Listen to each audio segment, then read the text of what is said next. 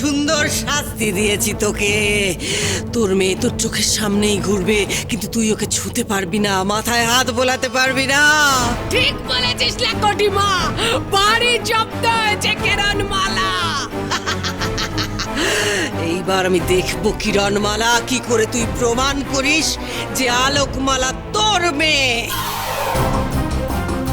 কার মা কি কার মেয়ে?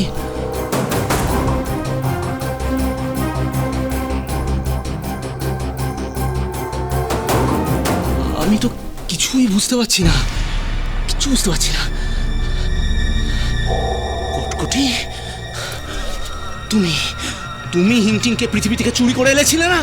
বলো বলো, চুরি করে আনোনি তুমি? আমি সব জানি, আমি সব বুঝতে পারছি এখন। বাবা, তুই যাই মরে যাই লাকটি মা, তুই আর জায়গা পেলি না কথা বলার। এর তো মনে হচ্ছে মায়া কেটে গেছে।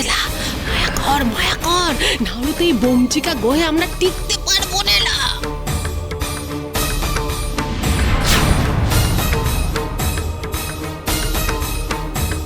রাজা হুড়হুড়, ভালো করে শোনো।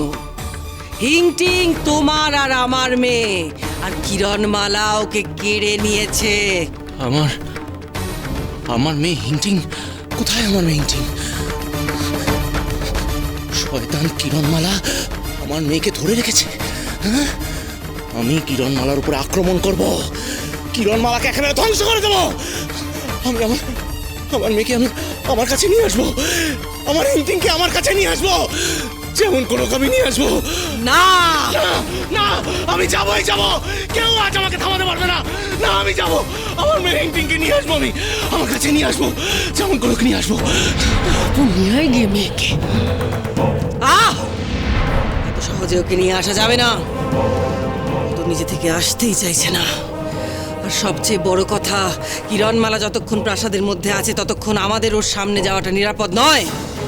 ও যদি আমাদের একবার ছুঁয়ে দেয়, তাহলে আমরা সবাই বরফে পরিণত হব।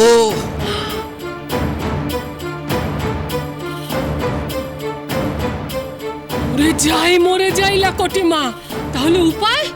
উপায় একটাই, কিরণমালাকে হিংটিংয়ের থেকে দূরে সরিয়ে রাখতে হবে। এতটুকুই পরমান্ন হয়েছে। ও হিংটিং, খেয়ে নে না, তোর জন্য কিরণ এত কষ্ট করে রান্না করলো, খেয়ে নে না, খেয়ে নে হিংটিং।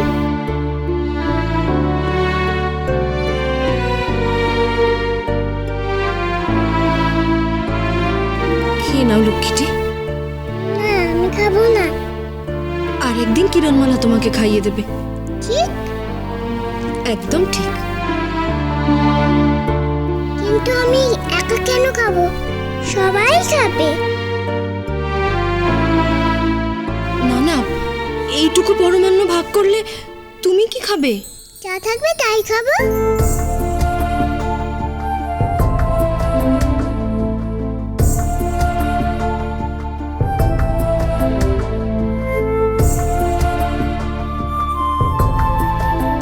এই নে নকুল।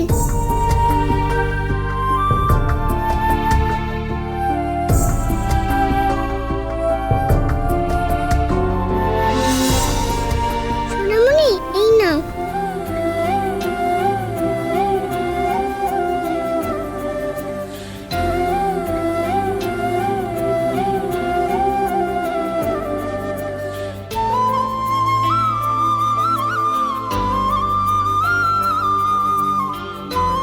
আর আমারটা?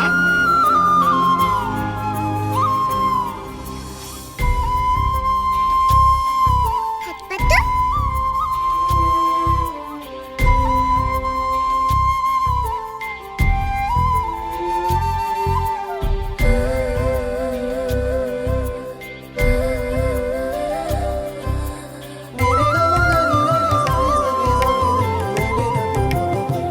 তুমি না?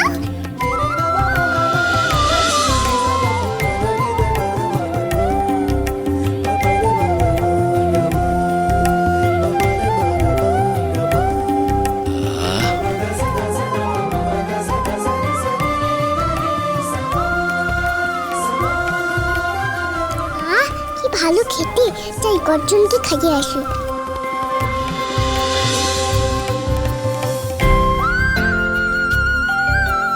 কি সুন্দর ভাগ করে দিল। ওর সুন্দর স্বভাব কেন ফিরে এসছে জানো? কারণ ওর সুন্দর হৃদয়টা যে ফিরে এসছে। আর ও যে কিরণমালার মেয়ে, ওর স্বভাব তো সুন্দর হবেই। সবাইকে না দিয়ে ও কি খেতে পারে? কিরণমালার যে কি হয়েছে কে জানে। পরমান্ন বানানোর শুরু থেকেই কেমন গোলমাল হচ্ছিল, শেষে কিনা মাপে ভুল করলো। এমন সুন্দর পরমান্ন কেউ এত কম বানায়, খেয়ে মনই ভরছিল না। কি গোলমাল হয়েছিল আমাকে বলো তো লগবক। কিরণমালা তো বহুবার চেষ্টা করেও আগুন জ্বালাতে পারছিল না। পুরো ঘটনাটা আমাকে খুলে বলো তো।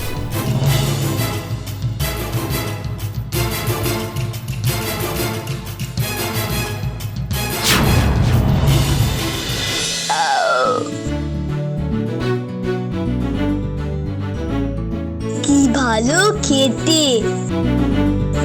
আর নেই না, যা ছিল সব তোকে দিয়ে দিয়েছি, আর নেই। ও, কিরণমালাকে ধন্যবাদ জানিয়ে আসি। চল বন্ধু।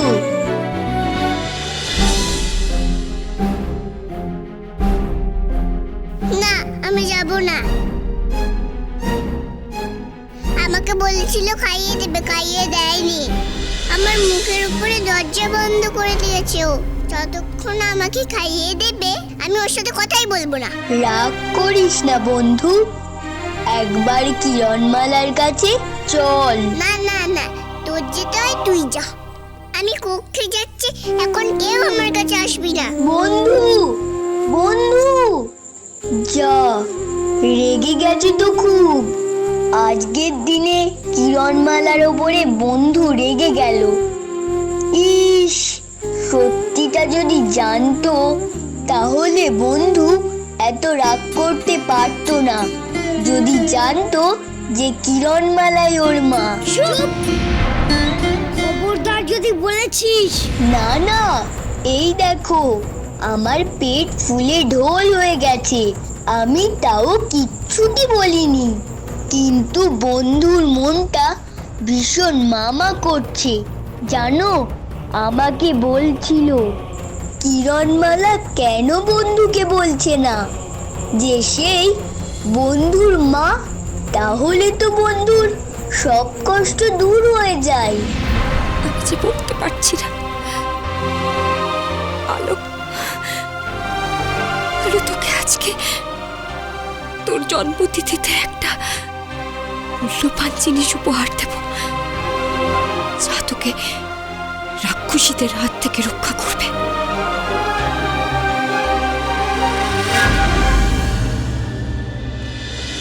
গাটায় রাক্ষসী মারার ক্ষমতা আছে। এটা তোর জন্মতিথিতে তোর মায়ের প্রথম উপহার। রাক্ষসীকে মারার শক্তি দিলাম তোকে, রাক্ষসী মারার ক্ষমতা তোর কাছে থাক।